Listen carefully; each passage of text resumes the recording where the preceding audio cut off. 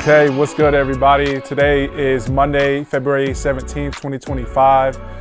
My name is Luther Wilson III. I'm a real estate pro here in the Kansas City market, representing for Upside Property Services.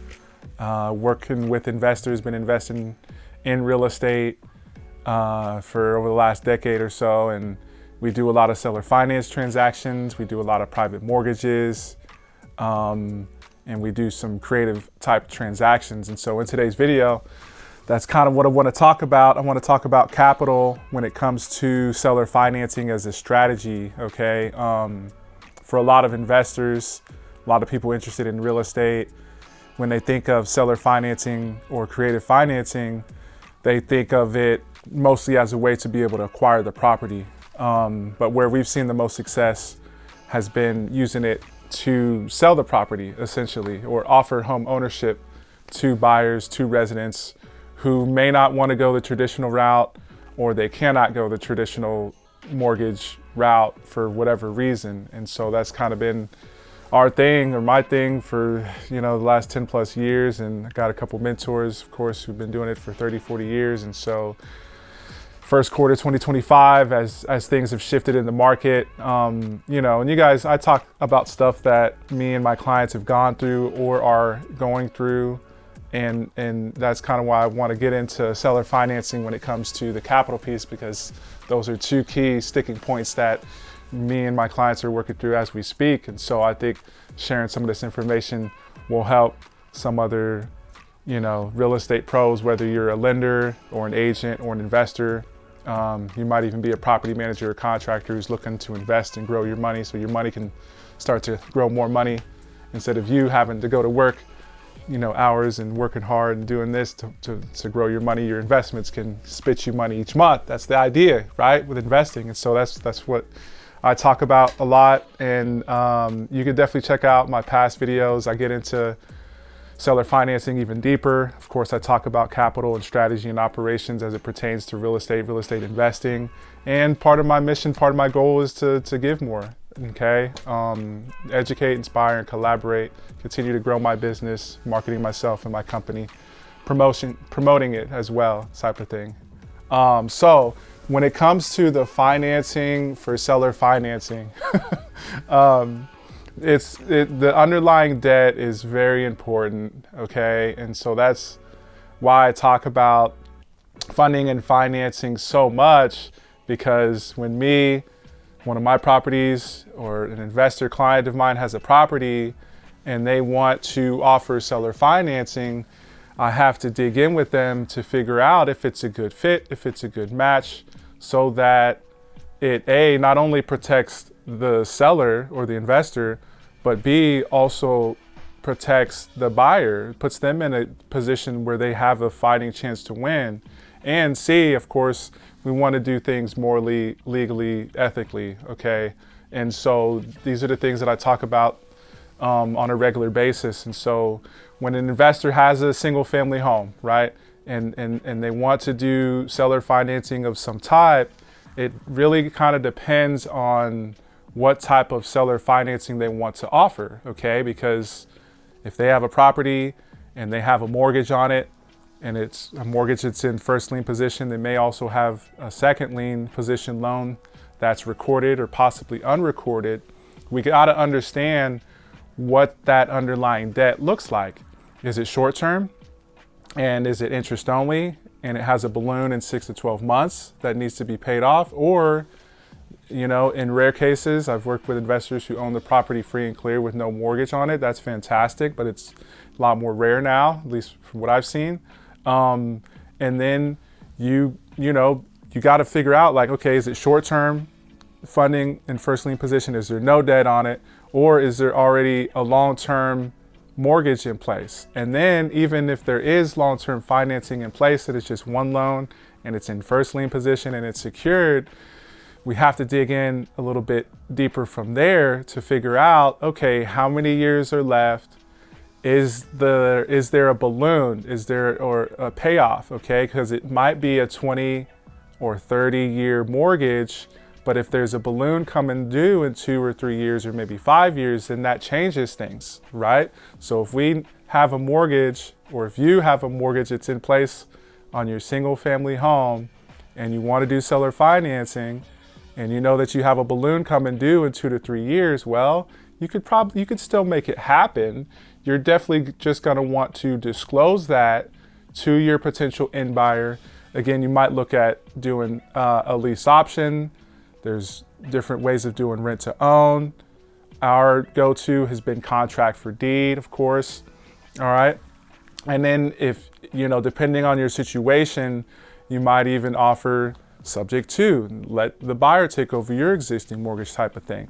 But we gotta understand what's happening with the underlying debt on the property right now, the terms, the length, how much is owed, and then that helps determine which would be a great way to do seller financing from there, okay? And so that's a huge thing. And I know I've had investor buddies of mine here in the Kansas City market who have asked, hey, can you bring us a buyer? Because me as a real estate broker, I am able to help bring buyers and help facilitate the transaction for clients and other people in the industry. And I have to dig in and say, look, like, hey, if you have short-term debt or you have a balloon, like you may want to look at getting that paid off.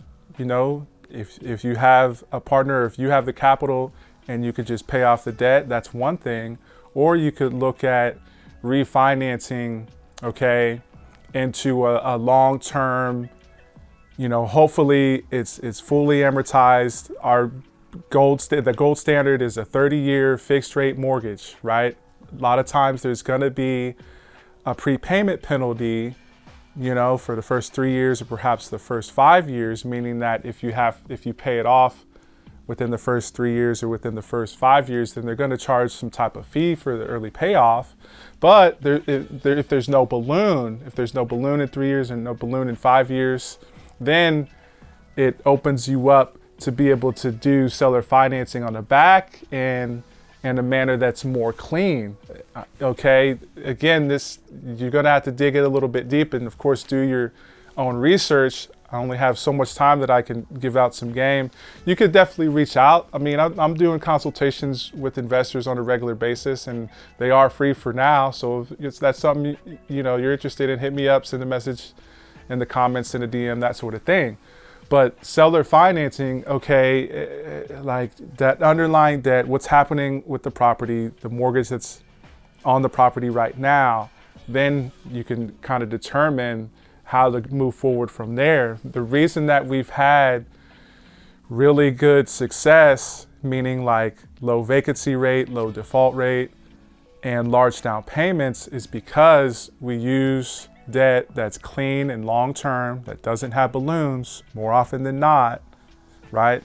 Then we can do a true seller carryback or a contract for deed, and we can mirror our existing financing, right? Some people refer to seller financing, one way of doing it is called a mirror wrap type of thing, right?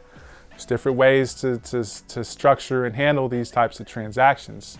And of course, all right, so the contract for deed, why we've had such good success rate with that is because we set it up in a manner that it's clean and it's fair and the price and the terms are reasonable and there's no balloon, there's no pressure for the buyer or residents to come up with new financing in a relatively short amount of time. If you are going to do some type of lease option or some type of financing with the balloon, again, as long as you disclose that to the potential buyers and it's of course documented, everybody signed and agreed on it, buyer and seller have, and then you can structure it a certain way, giving them plenty of time. Of course, there's clauses in there. If you need to make adjustments for the future, you can go from there. All right. So today's session talked about capital and seller financing, the importance of having good, long-term, clean, hopefully first position debt as part of you doing your seller financing. If you do happen to have second lien position debt, because that's pretty common with a lot of investors, whether it's secured or unsecured, or if you do happen to have a mortgage that has a balloon on it and you end up doing seller financing, right? However you set it up, and at a later date, you may have to exit. You may have to sell the property. You may have to sell that note, or you may have to come up with additional funds in order to get whatever short-term debt, whatever balloon needs to be settled. That way you can continue forward with those same, hopefully the same residents, the same buyers that you placed in there initially, because that's the idea. The premise, the whole idea behind the seller financing is not only, okay, helping create more home ownership opportunities, but it's creative and it's long-term. The people who are in our homes, who we've done this numerous times with, it's their home. They're treating it as such. Their plan is to stay for at least 5 to 10 years, if not 20, 30 years, pay the thing off, call it good from there type of thing. So key points there. Again, I got into, I can't go a session almost without talking about capital strategy and operations. Well, in today's session, I got into capital a little bit and I got into strategy as far as seller financing goes. And of course, the operations ties in there as well. But again, plug in, if like in today's market, with interest rates being higher than they were, property values have still gone up in the Midwest and the Kansas City area, even though things have slowed down. Is in a lot of cases, as far as sales volume, transaction volume, there's still a lot of opportunities. There's still investors making it happen. We're making it happen with our notes, with our seller finance portfolio. So if you want to learn more, you have questions about any of it, hit me up, whether it's the documentation that we use, okay, how we communicate with the lender, okay, what type of loans we use as part of our seller finance transactions, okay.